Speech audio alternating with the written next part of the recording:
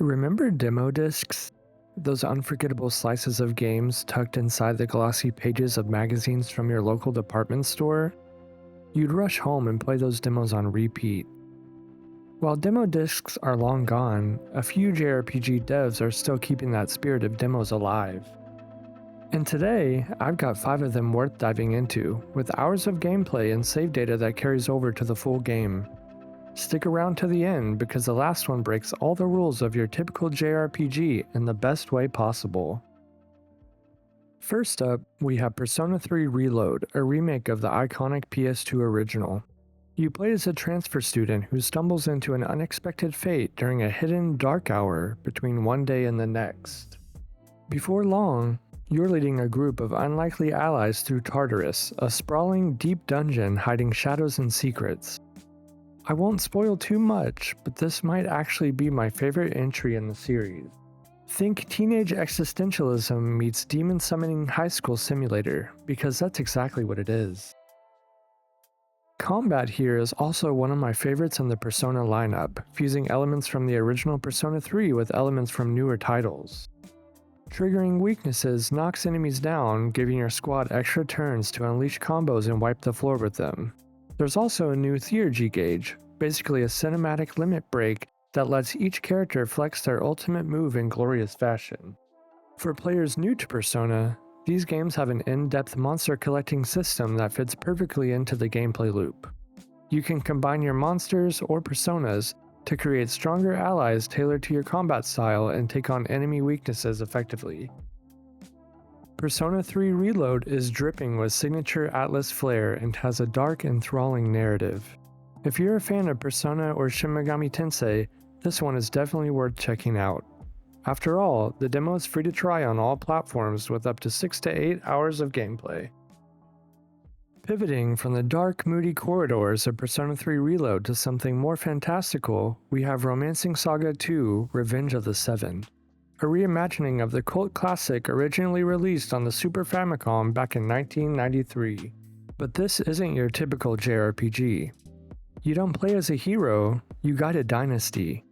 Across generations, you'll expand an empire, pass down your legacy, and face off against 7 legendary villains that threaten the world itself. The story unfolds in a non-linear way, with your choices reshaping the map, your party, and the future of your empire. No 2 runs feel the same, and I had a blast trying a variety of party setups as the in-game years flew by. Combat is equally unconventional. The Glimmer system lets party members unlock new abilities mid-battle as they use their weapons and skills. You can also set tactical formations that change how your party performs, and once your overdrive gauge fills, you can chain together a barrage of team attacks to devastating effect. And here's something I really love. There's no traditional XP bar. Instead, characters grow by doing. Use a spear? Get better with spears. Use a bow? Get better with bows. Behind the scenes, your dynasty builds up hidden master levels that get passed down to future rulers, giving them a head start before they even enter battle. It's weird, it's smart, and it totally works. If you're looking for something offbeat, ambitious, and just plain cool, Romancing Saga 2 flips the genre on its head and comes out stronger for it. As you wear the crown in Romancing Saga 2, you work to take it back in Unicorn Overlord. In this tactical epic from Vanillaware, the team behind hits like 13 Sentinels and Odin Sphere, you play as an exiled prince on a quest to reclaim the throne and liberate the continent of Fevrith from a corrupt empire. It's not just the story that sets this game apart, it's the presentation. The whole thing looks like a medieval storybook brought to life with lush, painterly visuals, sweeping orchestral music, and an aesthetic that makes even menus feel regal. It's the kind of game that feels grand, even when you're just planning your next move. Combat plays out in real time across massive maps where you'll deploy squads, capture outposts, and issue orders mid-battle. Each unit you build is a blend of class synergy and personality. You'll spend time tweaking formations, fine-tuning skills, and watching your strategies unfold with satisfying precision.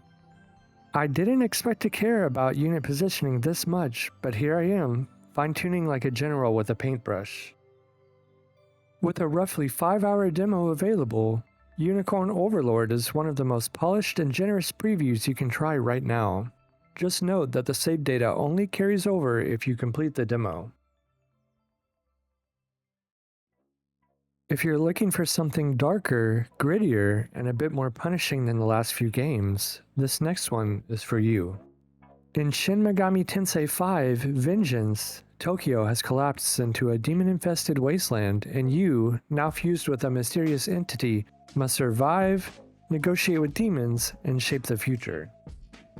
As a revamped version of the original SMT5, Vengeance reworks the original with a new story route, upgraded visuals, and loads of quality of life additions, like being able to save anywhere, use human companions in battle, and explore more fleshed out story beats with deeper emotional payoff.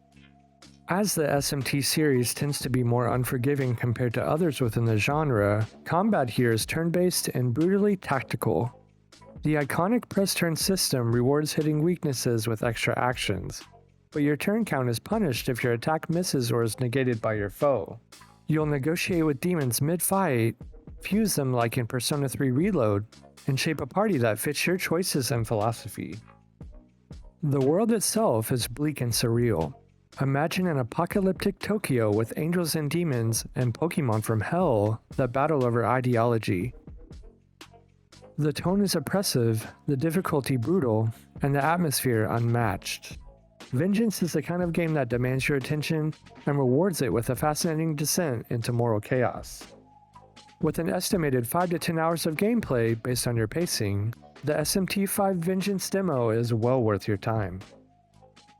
And if none of these sound like the JRPG for you, maybe try the one that breaks all the rules. Compared to the high drama of SMT5 Vengeance, Deltarune feels like a cozy, weird little dream, with just enough edge to keep you guessing.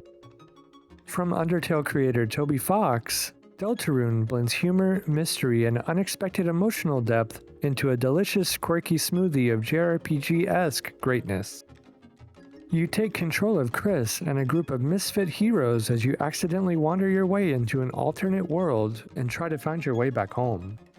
Its special combat system fuses traditional turns with bullet dodging mechanics that never get old.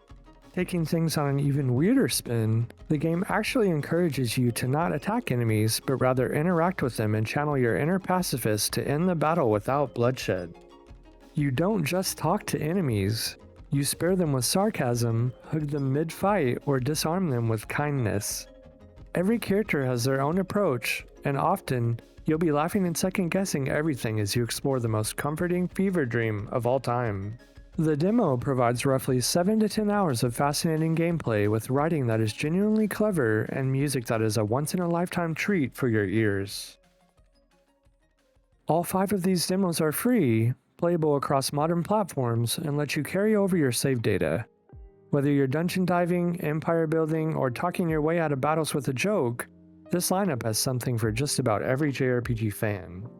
And sure, demo discs might be a thing of the past, but it's kinda nice to know that some developers still want us to try before we buy, just like the old days. Somewhere out there, a dusty demo disc is proud of you. Like and subscribe, it's what it would have wanted. Which one are you trying? Did I miss your favorite demo? Let me know in the comments, and until next time, see you later!